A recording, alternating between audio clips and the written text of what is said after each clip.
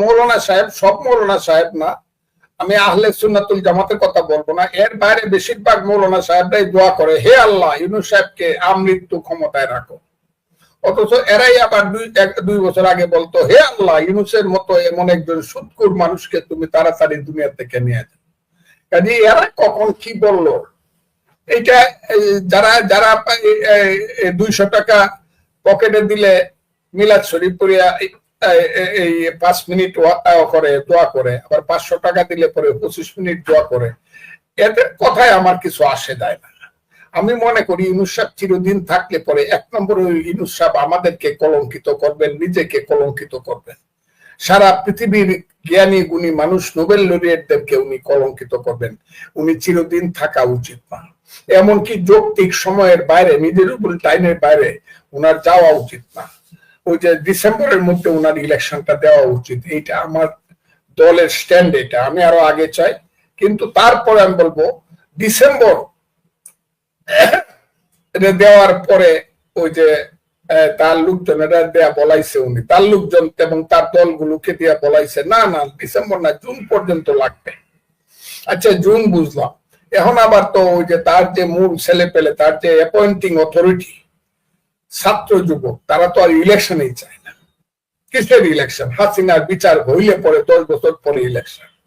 এই যে এইসব করে একটা দেশের রাষ্ট্র ক্ষমতাকে দখল করে রাখা, একদিন কিন্তু মানুষ নামবে, আমি বললাম কিন্তু মানুষ নামবে এবং রাস্তায় নামবে, এমন নামবে। ওই শেখ হাসিনাকে তো ফ্যাসিস্ট বলে, শেখ হাসিনার যে পরিণত হয়েছে, আমি চাই না ইউনূস সাহেবের সেই পরিণতি, এবং তার লোকজন তো খুঁজেই পাওয়া যাবে না। আওয়ামী লীগের মতো একটা দল, গ্রামে গ্রামে ঘরে ঘরে যার একটা কর্মী আছে, সেই দলটা যখন নিশ্চিহ্ন হয়ে গেছে এইসব বাজে কাজ করতে গিয়া, 14 সনের ইলেকশন করছে বিনা ভোটে, 18 সনের ইলেকশন করছে নিশিরাইতে, আর 24 সনের ইলেকশন করছে আমি আর দামি, তাদের যখন বিচার হয়ে গেছে, তারা বিনা ইলেকশনে ক্ষমতায় থাকবে, তাদের তো সেই শক্তি নাই। আমি এই কথাটা বলতে চাই, হ্যাঁ তাদের শক্তিটা হলো বাইরে, সেই বাইরের শক্তিটা যারা এই দেশকে লুটে পুটে খাইতে চায়, যারা এই দেশকে তারা ব্যবহার করতে চায়, ইস্ট এশিয়া, সাউথ এশিয়া এবং সাউথ ইস্ট এশিয়া, এই 3টা অবস্থানকে নিজের করতলগত করার জন্য যারা আমাদের দেশটাকে প্রয়োজন মনে করছে, তারা তাদেরকে তো ক্ষমতা রাখবে না। আল্লাহ জানে, আমি বলতে পারি তারা রাখতে পারবে না। তারা যত শক্তিশালী হোক, তারা মানুষের চেয়ে শক্তিশালী না, জনগণের চেয়ে শক্তিশালী না। আমার দেশ যদি মানুষ খালি বুঝে করিডোর দিয়া দিছে, ফাইনালি যদি বুঝে, যদি মানুষ বুঝে, এখনই মানুষ বুঝতেছে, খুব কঠিন ভাবে যদি বলতে চাই, মানুষ কিন্তু অনেকেই বলে ফেলে, গরিব মানুষরা এখন সবাই বলতেছে যে ইউনূস সাহেবের আমলের চেয়ে হাসিনার আমল ভালো ছিল। সমস্ত রিক্সাওয়ালা, সমস্ত ঠেলা গাড়িওয়ালা, সমস্ত কুলি মজুর যা আছে, যারা বস্তিতে ঘুমায়, সবাই বলতেছে আগের সরকার এটার চেয়ে ভালো ছিল। আমি তাদের পক্ষে বলছি না, কিন্তু মানুষ এটা বলে, আপনি দেখেন টেলিভিশনে বা ওই যে ইউটিউবে মানুষ কি বলে। জি জি জি শুনেছি। আমি আপনাকে পাশাপাশি আরেকটা প্রশ্ন করি, সেটি হচ্ছে আপনি ওই যে শেখ হাসিনা বলছেন যে ইলেকশন দেয়নি, 14 ইলেকশন, 18 ইলেকশন, আমি দামি নির্বাচন। আচ্ছা ঠিক আছে, শেখ হাসিনার বদনাম আছে, ইলেকশন সুষ্ঠু করতে চায়নি। এখন যে অন্তর্বর্তীকালীন সরকার, এরাও তো একটা নির্বাচন, সুষ্ঠু নির্বাচন দেশবাসীর কাছে উপস্থাপন করতে চাচ্ছে না, কোনোভাবেই নির্বাচন দিতে চাচ্ছে না। এটা কি আমাদের জাতির দুর্ভাগ্য? এ বিষয়ে আপনি যদি একটু বলেন। আমরা ইউনূস সাহেবের কাছে তো শান্তি বিজয়ী, শান্তি নোবেল পুরস্কার বিজয়ী উনি, ওনার কাছ থেকে তো একটা নির্বাচন দেশের আপামর জনসাধারণ দাবি করছে। এখন তার অসুবিধা কি? এখন তিনি নির্বাচন কেন দিচ্ছেন না? এই ব্যাপারে আপনার বক্তব্য কি? আমার বক্তব্য হলো, উনি কিছু কাজ করে ফেলছে নিজের জন্য, উনার কেসগুলা উনি উইথড্র করছেন, উনার কাছে দেশ যে টাকা পায় রাষ্ট্র, সেই টাকাগুলা উনি মাফ করাইছেন, তাও সেই টাকার পরিমাণ হাজার হাজার কোটি টাকা।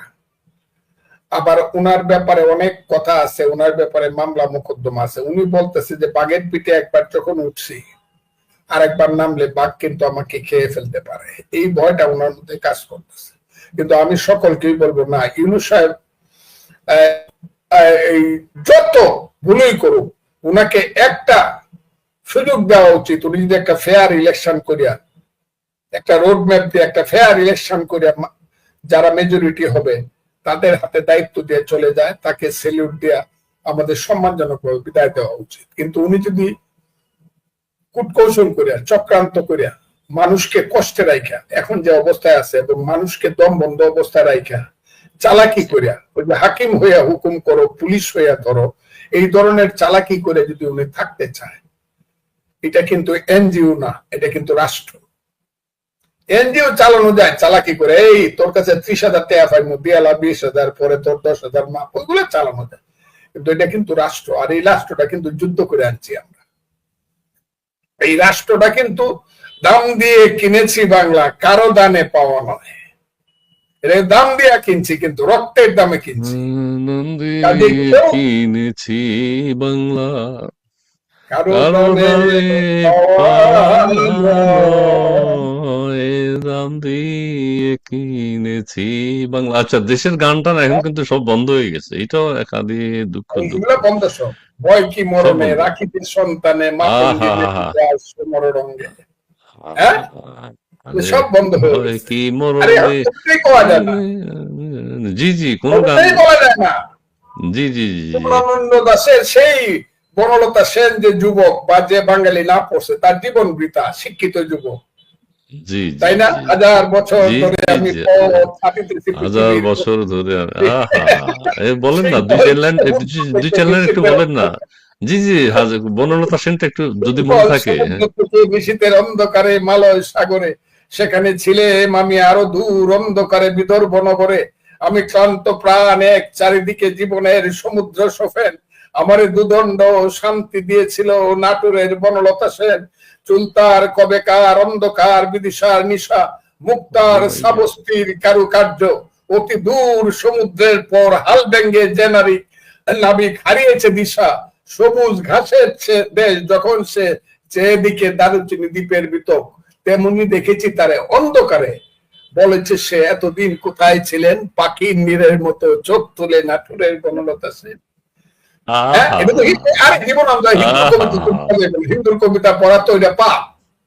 তবে আমি সাহস করে পড়তেছি এই কারণে, আমাদের দলের নেতা জনাব তারেক রহমান লন্ডন থেকে রবীন্দ্রনাথ ঠাকুরের মৃত্যু দিবসে একটা জন্ম দিবসে একটা দিছে, আপনি ভালো ভালো ভালো দেখেছি। দেখছেন?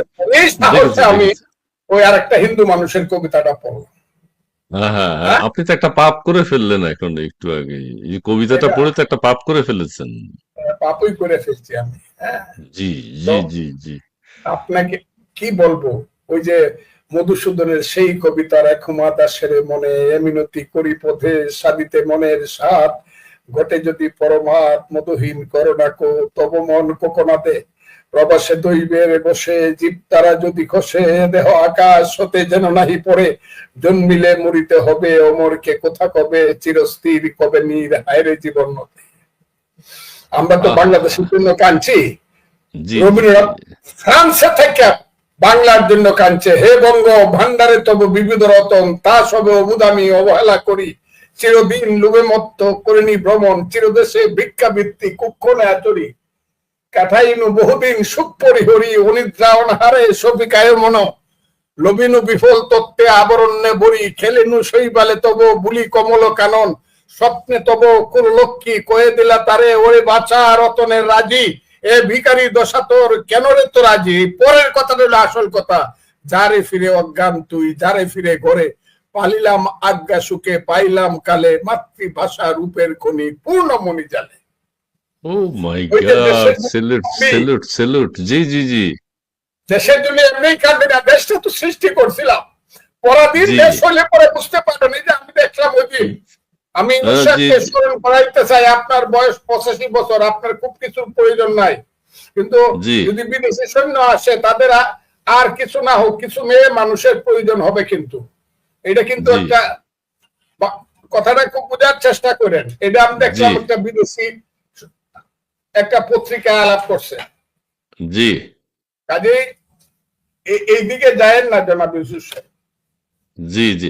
আচ্ছা, যেহেতু আমরা শেষের দিকে আছি, আপনার যেহেতু কবিতার একটা ধারা আসছে, আমরা পলিটিক্যাল কথা অনেক শুনেছি, এগুলা শুনতে চাই না, আপনার কবিতা আরো দুই একটা কবিতা যদি আপনি বলেন, আমরা তারপরে চমৎকার ভাবে আজকে কবিতা বা গান, দেশের গান বা কবিতা যেটাই মনে থাকে আপনার। জি, আপনার স্মৃতিশক্তি, মেধা শক্তি অনেক বেশি। এই যে এত কবিতা মুখস্থ রেখেছেন, যে কয়েকটা বলছেন, এটাও তো অসাধারণ, অসাধারণ। প্লিজ কবিতা, একটা আচ্ছা কিছু ঠিক আছে, কবিতা বা গান। জি কবিতা একটা পড়ি। শুধু জি। বিঘে দুই ছিল মোর ভুই, আর সবই গেছে ঋণে। বাবু কহিলেন, বুঝেছ উপেন, এ জমি লইব কিনে। কহিলাম আমি, তুমি বুস্বামী, ভূমির অন্ত নাই। সে দেখো মোর আছে বড় জোর, মরিবার মতটাই। হাই। বাপু কহে, সে বাপু জানো তো হে, করেছি বাগান খানা। ফেলে 2 বিঘে, প্রস্তেও দিতে দিগে, সমান হবে টানা।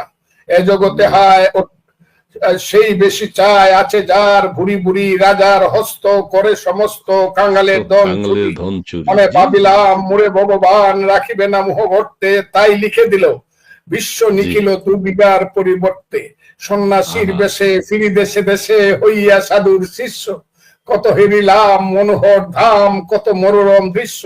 বুদরে সাগরে, বুদরে সাগরে, নগরে প্রান্তরে, যখনই যেখানে বমি, তবু সে দিনে ভুলিতে পারি না সেই 2 বিঘা জমি।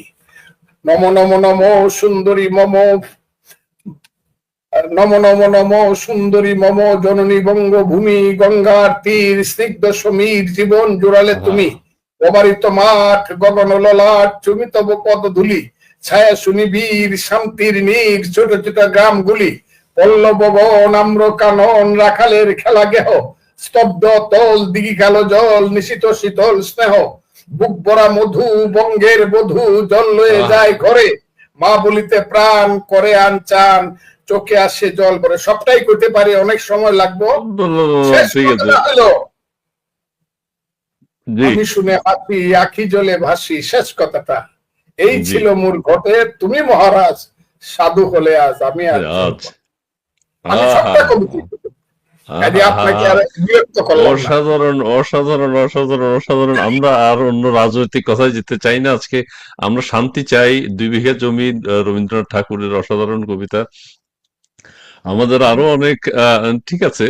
আমরা ফজলুল সাহেবের কাছে আজকে যে কথাটি শুনেছি, আমাদের দর্শকরাও বিভিন্ন রকম কমেন্টস করেছেন। প্রচুর দর্শক আমাদের সাথে যুক্ত হয়েছে, আপনার বক্তব্য শুনেছেন। প্লাস আমাদের শেষটা এক ধরনের প্রশান্তিতে ভরে গেছে আমার কাছে মনে হচ্ছে। এই যে এই কথাগুলো আর শুনতে চাই না। রাজনৈতিক যে প্যাচাল, এটা তো আছেই। দেশ দখলের যে প্যাচাল, এগুলো তো চলছেই। ডক্টর ইউনূস সাহেবের যে ভূমিকা, শান্তিতে নোবেল পুরস্কার পেয়ে যে অশান্তি সৃষ্টি করেছেন, সবকিছু মিলে এনসিপির যে ছেলেরা, সমন্বয়করা দেশে যা করছে, আপনার বক্তব্য আমরা শুনেছি। এবং মানুষ ক্লান্ত এগুলো শুনতে শুনতে। এখন দেশের মানুষ একটা নির্বাচন চায়।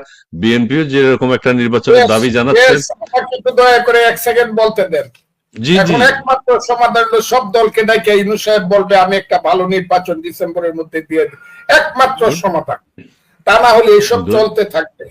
ওই জি শাহবাগ চলবে, এবারে কি বলে, যমুনা চলবে, সব চলবে। আর এইসব বাজে বাজে স্লোগান দিবে, যে বাজে স্লোগান গুলা, মহাপাপের স্লোগান গুলা এখন বাংলাদেশ, মহাপাপের স্লোগান, মহাপাপ। যারা এইসব স্লোগান দেয় অমুকের বাংলায়, কায়দার নাম বার করলাম না, আমার কাছে এটা পাপই মনে হয়। আচ্ছা আচ্ছা। কাজে এই নামটার আমি বললাম না। জি এই সব জি থেকে বিরত থাকাই উচিত। ওই যে লেখা আছে কার বাংলায়, দেখছেন তো, আমি জি নামটা জি। আর করতে চাই না। এদেরকে দয়া করে বিচারকরা বাঁচাইয়া দিছিল, ফাঁসি দেয় নাই। কাজে আমি মনে করি মুক্তিযুদ্ধের বাংলায় গণতন্ত্র থাকবে, ধর্মনিরপেক্ষতা থাকবে। মুক্তিযুদ্ধের বাংলায় হিন্দু নয় ওরা মুসলিম, জিজ্ঞাসে কোন জন, কান্ডারি বলো ডুবিছে মানব সন্তান আমার মা। মুক্তিযুদ্ধের বাংলায় পেটের ভাত, পরনের কাপড় থাকবে, শিক্ষা শেষে চাকরি থাকবে, মানবতা থাকবে। বাহ বাহ বাহ, অসাধারণ, অসাধারণ। ওকে, মুক্তিযুদ্ধের বাংলায় শিক্ষা থাকবে, মানবতা থাকবে। এবং জনাব ফজলুর রহমান সাহেব যে কথাটি বলেছেন, যে বাংলাদেশের এই সমস্ত সমস্যার একমাত্র সমাধান একটা সুস্থ সুন্দর জাতীয় নির্বাচন। সেই নির্বাচনটি আমরা প্রত্যাশা করি আমাদের নোবেল বিজয়ী প্রফেসর ডক্টর মোহাম্মদ ইউনূসের কাছে।